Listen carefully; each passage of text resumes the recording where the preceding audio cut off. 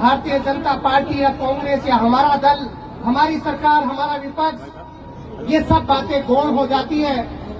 कई बार राजनीति में आने वाले नए लोग कई बार इस बात को भूल जाते हैं कि जो इन्होंने अपना जीवन राजनीतिक लोगों को आगे बढ़ाने के लिए, समाज को सुधार करने के लिए, हमारी प्रतिभाओं को खड़ा करके आगे बढ़ाने में अपना जीवन लगाया है। इसलिए मुझे ऐसा महसूस होता है कि इस कार्यक्रम की गरिमा के अनुरूप केवल एक कार्यक्रम के अवसर पर जो हमारी प्रतिभाएं हैं, जो छोटे बच्चे हैं, जिन्होंने अच्छी परसेंटेज अपने शिक्षा के क्षेत्र में, अपने स्पोर्ट्स के क्षेत्र में, जिन्होंने अच्छा करके जो अपने आप को स्थापित करने का काम किया है, जिनको आज पुरस्कृत किया गया है, बड़े बुजुर्गों का आशीर्वाद लेकर के वृद्धजन सम्मान समारोह किया गया है, हमारे समाज की धुरी जिनके बल पर समाज चल रहा है, ऐसे शिक्षकों का सम्मान किया गया है। मैं आप सभी प्रतिभाओं को प्रणाम करना चाहता हूं, धन्यवाद देना चाहता हूं कि आपके बदौलत आज ये कार्यक्रम ऐतिहासिक और सफल हो पाया है। मुझे भी यहां आने का अवसर मिला, बोलने का मौका मिला। लंबे समय से मैं राजनीतिक क्षेत्र में हूं, सामाजिक क्षेत्र में हूं और हमारे इस गांव खेगरोली में जो मेरा अपना गांव है, यहीं के विद्यालय में पढ़ा हूं। लंबे समय से जनता के बीच में संघर्ष करते करते जो मुकाम मुझे आप 36 कौम के लोगों ने दिया है, वो मुकाम मुझे आपने इसलिए दिया था कि मैं आपकी आवाज को राजस्थान की विधानसभा में रखूं, मैं आपके मुद्दों को राजस्थान की विधानसभा में उठाऊं। भले ही सरकार भारतीय जनता पार्टी की हो, भले ही कोई बात हो सकता है विपक्ष में हम लोग हो, लेकिन बिना, क्योंकि ये राजनीतिक कार्यक्रम नहीं है, लेकिन फिर भी मैं आपको कहना चाहता हूं, मैंने मेरे क्षेत्र के हर वर्ग की बात को राजस्थान के विधानसभा में उठाने का काम किया है। मजदूर, किसान, नौजवान, हमारे हर वर्ग के मुद्दों को वहां पर उठाने का काम किया है। हम लोग ग्रामीण पृष्ठभूमि के लोग हैं।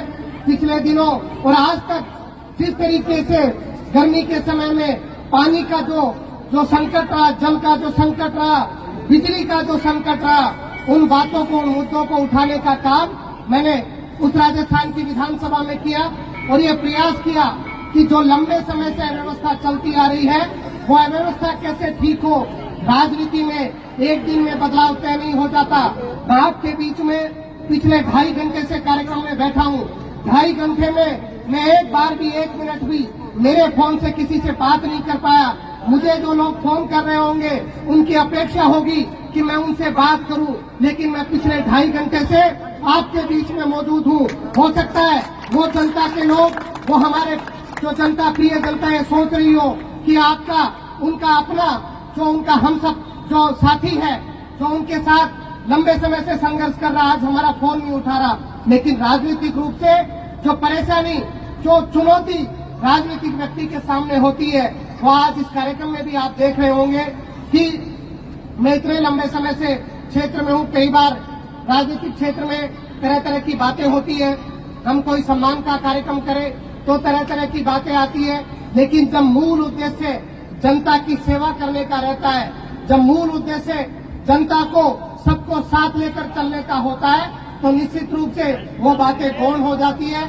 मैंने प्रयास किया, मेरे राजनीतिक जीवन में प्रयास किया कि सबको, जो अब तक का जो आप लोगों का साथ मुझे रहा है और जिसकी बदौलत राजस्थान में ऐतिहासिक रिकॉर्ड मतों से आप लोग जीते हो, मैं अकेला नहीं जीता हूं, मेरे क्षेत्र की जनता जीती है और वो जनता राजस्थान की विधानसभा में बोल रही है।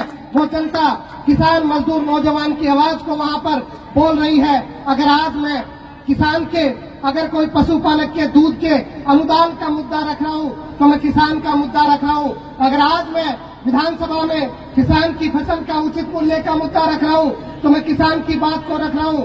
अगर आज राजस्थान में हो रहे नौजवानों के साथ, उनके भविष्य के खिलवाड़ जो उनके साथ परीक्षाओं में हो रहा है, बार बार परीक्षाएं होती है, पेपर लीक होते हैं, बार बार किस प्रकार से परीक्षा होती है, कई बार प्रश्न डिलीट किए जाते हैं, कई प्रकार के मुद्दे वहां पर होते हैं। हमारी राजस्थान के सरकार के आज नुमाइंदे, माननीय मंत्री महोदय नहीं आए, मैंने उनके समक्ष भी राजस्थान की विधानसभा में प्रश्न रखा।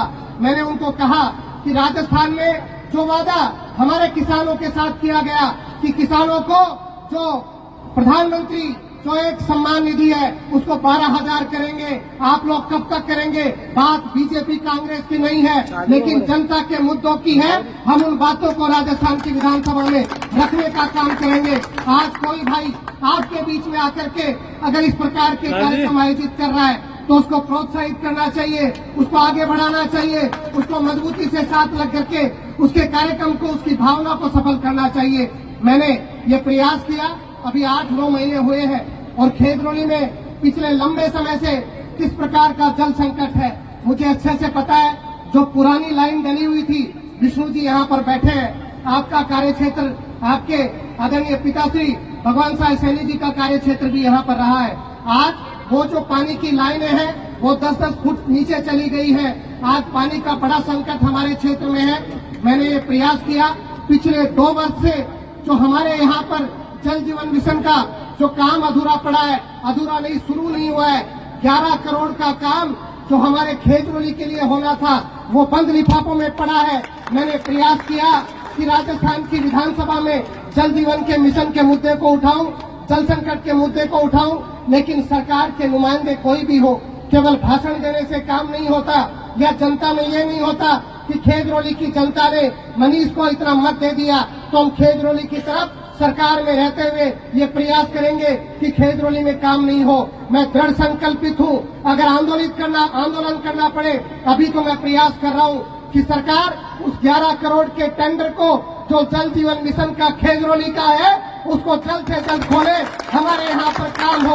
अगर सरकार ने ध्यान नहीं दिया तो आपका बेटा, आपका भाई होने के नाते ये कह करके जा रहा हूँ, जन आंदोलन खड़ा करेंगे, मजबूती से सरकार के खिलाफ लड़ करके हमारे मुद्दों को मनवाने का काम करेंगे, जिसमें तमाम नौजवान साथी आप बुजुर्गों का आशीर्वाद लेकर के सरकार के समक्ष, क्योंकि सरकार भले बीजेपी की हो, सरकार कांग्रेस की हो, जब जनता के हित का मुद्दा हो तो सरकार से टकराने का मादा हमको रखना चाहिए। और हमने ये प्रयास किया, जब बिजली का संकट था मैंने राजस्थान की विधानसभा में प्रश्न रखा कि राजस्थान का गरीब व्यक्ति, राजस्थान में मेहनतकश मजदूर किसान जब खेत में काम करके आता है, मजदूरी करता है और जो रात को सोने की इच्छा रखता है, चैन से सोने का मन रखता है, वहाँ पर बिजली चली जाती है। कैसे हमारे लोगों के साथ, गांव के किसान के साथ, ग्रामीण जनता के साथ कैसा दुर्व्यवहार राजस्थान में इस पिछले 2 महीने से बिजली को संकट को लेकर के हो रहा है। हमने प्रयास किया कि बिजली के संकट का हल हो, सरकार को ध्यान देना पड़ेगा और मजबूती से हम सब लोग मिलकर के ये प्रयास करेंगे कि आने वाले समय में हमारे क्षेत्र से कोई मुद्दा हो। विष्णु जी कह रहे थे कि हमारा खेतरोली नगर पालिका बनना चाहिए, हम भरसक प्रयास करेंगे कि जल्द से जल्द खेतरोली को नगर पालिका बनाया जाए। मैंने ये प्रयास किया राजस्थान की विधानसभा में, जब डिमांड कटपोषण का समय था तो मैंने कॉलेज, जो हमारे यहाँ पर महाविद्यालय, इतना बड़ा क्षेत्र है, बाउनी जिसको बोलते हैं, आसपास में लाखों की जनसंख्या है, यहाँ पर एक सरकारी कॉलेज लंबे समय से नहीं है। मैंने सरकार के समक्ष से मांग रखी है कि हमारे खेतरोली में वहाँ पर जो हमारा राजकीय महाविद्यालय खुलना चाहिए। हमारा जो अस्पताल है उसकी कैसी दुर्दशा हमारे अस्पताल की बनी हुई है, समय पर डॉक्टर नहीं मिलता, समय पर लोगों को इलाज नहीं मिलता। हम सब लोगों को खड़ा होना पड़ेगा और परवाह नहीं करनी कि सरकार किसी की है कि नहीं है। हमें मजबूती से खड़े होकर के, और जो गांव के जनप्रतिनिधि है, हमारे भाई सरपंच प्रतिनिधि हो या चुनाव लड़ने वाले व्यक्ति हो, हर मुद्दे को, अगर डॉक्टर वहां पर नहीं बैठ रहा है तो अस्पताल के सामने बैठने का काम करे, मजबूती से हम मनवाने का काम करेंगे कि सरकार इस तरफ ध्यान दे। लेकिन एक व्यक्ति का काम नहीं है, हो सकता है तरह तरह की बातें आसानी से की जा सकती है, लेकिन जिस व्यक्ति की इच्छा होती है, दृढ़ इच्छा शक्ति होती है, राजस्थान की विधानसभा में मैंने हर मुद्दे को रखने का प्रयास किया और आपसे वादा कर रहा हूँ, जितना प्रयास मैं राजस्थान की जो विधानसभा में आपके मुद्दों को लेकर के कर रहा हूँ, वो ऐसी जगह है जहाँ पर मैंने पशुपालकों का मुद्दा बोला कि 8 महीने से जो राजस्थान के जो पशुपालक को जो 1 किलो दूध पर 5 रुपए का जो अनुदान सरकार को देना चाहिए था, पिछली राजस्थान के अशोक गहलोत की सरकार ने वो अनुदान हर महीने देने का काम किया है। इस सरकार में 8 महीने से वो अनुदान नहीं मिला। मैंने प्रयास किया, मैंने विधानसभा में बोला और सुबह बोला 1 महीने का अनुदान वहां पर शाम को किसानों के, पशुपालकों के खाते में डला है। हम हर मुद्दे को उठाने का काम करेंगे। भाई लालचंद जी ने बहुत संघर्ष से इस कार्यक्रम को आयोजित किया है, मजबूती से इस कार्यक्रम को आयोजित किया है और इनकी पूरी टीम ने लगन के साथ इस कार्यक्रम को ऐतिहासिक बनाया। आपका जन्मदिन है, आपको जन्मदिन की बधाई। ऐसे ही बिना परवाह करते हुए जनता की सेवा में लगे रहे। 36 कौम को साक्षी मान करके एक जो बुजुर्गों से आशीर्वाद लेकर के चलते रहिए। हमेशा जो व्यक्ति चलता रहता है, सतत चलता रहता है बिना किसी परवाह के, उसको निश्चित रूप से हर क्षेत्र में सफलता मिलती है। आपने इस कार्यक्रम में आने का अवसर दिया, बुजुर्गों ने आशीर्वाद दिया, नौजवान साथियों ने प्रेम दिया, माताओं ने आशीर्वाद दिया। बहुत बहुत धन्यवाद। जय हिंद, जय भारत, राम राम। साहब